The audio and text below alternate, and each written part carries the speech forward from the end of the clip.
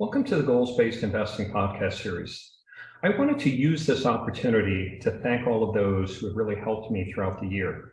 We've had some tremendous guests, some really topical sort of issues. Again, the podcast series is really designed to amplify themes and issues that I've raised in my book, Goals-Based Investing, and I brought in some special guests to really share insights and dig a little deeper on some of those topics. So what I wanted to do is I wanted to rank in reverse order the most viewed of the podcasts. And I would just say that all of the podcasts I thought were really terrific this year. I think all of the speakers really brought their area of expertise to bear. I think sometimes the host, me, didn't do as good a job of extracting the information. And certainly some topics are more interesting, I think, to the viewers than others. But overall, I was really, really pleased. So what I'd like to do is I'll list the top podcasts based on YouTube traffic in reverse order. Bob Powell did a terrific job. Bob and I talked about retirement, and of course, Bob is Mr. Retirement. So we spanned the market. We talked about what was going on in the market today, some of the things that maybe we need to revisit as we think about retirement planning for the future, and certainly 2022 provided a very interesting backdrop.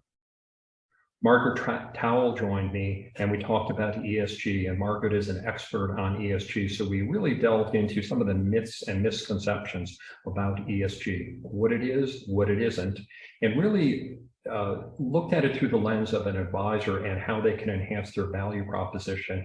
Because I think more and more investors are asking questions about ESG. They want to understand it, whether they use it or not. They need to understand what it is, and they need to understand how they can better align their portfolios and their purpose. I had a really interesting discussion with Graham Rich. Graham Rich and I spoke about portfolio construction, but what Graham brought to the equation was really how advisors are thinking about portfolio construction in APIC, in the Asia Pacific region. Of course, Graham is the chair of the Portfolio Construction Forum and the SEMA Society of Australia. And it was really interesting because advisors there, or practitioners, as he calls them, are actually having similar sort of challenges in building portfolios. Certainly in 2022, we experienced a lot of challenges. The challenges there were very similar to, I think, the challenges that most advisors were having here in the States. My good friend Christine Gaze shared some interesting research that she had done on alternative pricing models. And I think this is an interesting area, and I suspect more and more advisors are going to think about how they price their practices, and does it in fact align with the value that they provide to clients. I think more to come on that topic. Halvard Kamal and I had a really interesting discussion about asset allocation and portfolio construction.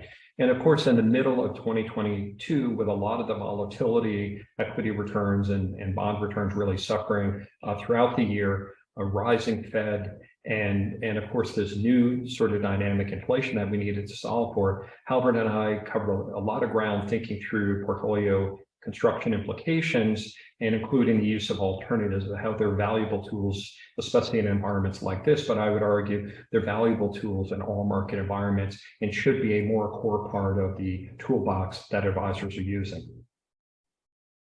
Alan Reed and I got into a deep dive on ESG and some of the polarizing aspects of it. And for those who know Alan shared his unfiltered sort of view on things and how it had become politicized, and how we really need to remove that and really focus on what's in the best interest of advisors and investors as we think about allocating capital.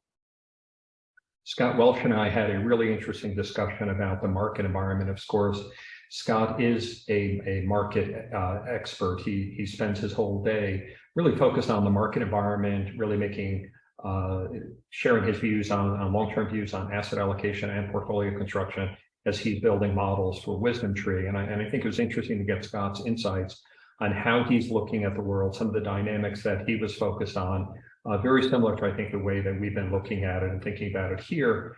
And Scott and I had kind of a far-reaching discussion, including everything from alternatives to Bitcoin. Very timely. This was, of course, before the FTX debacle, but an interesting sort of dialogue nonetheless.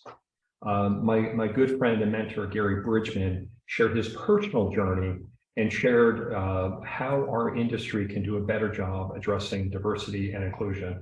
To me, it was really one of the highlights of the year as Gary shared some of the experiences he had as a young African-American advisor starting in this business and maybe not getting treated as fairly as he should have been. But Gary, in the way that he always does, was positive about the future and really brought, I thought, a great perspective to how we as an industry need to think about this. So if you haven't listened to that one, I would definitely encourage you to go back and listen to it. John Nersessian, the expert on virtually everything, shared his perspective on behavioral finance. And I think in particular, what John brought to the equation was how advisors can incorporate behavioral finance. We've covered behavioral finance from an academic perspective for years and years and years.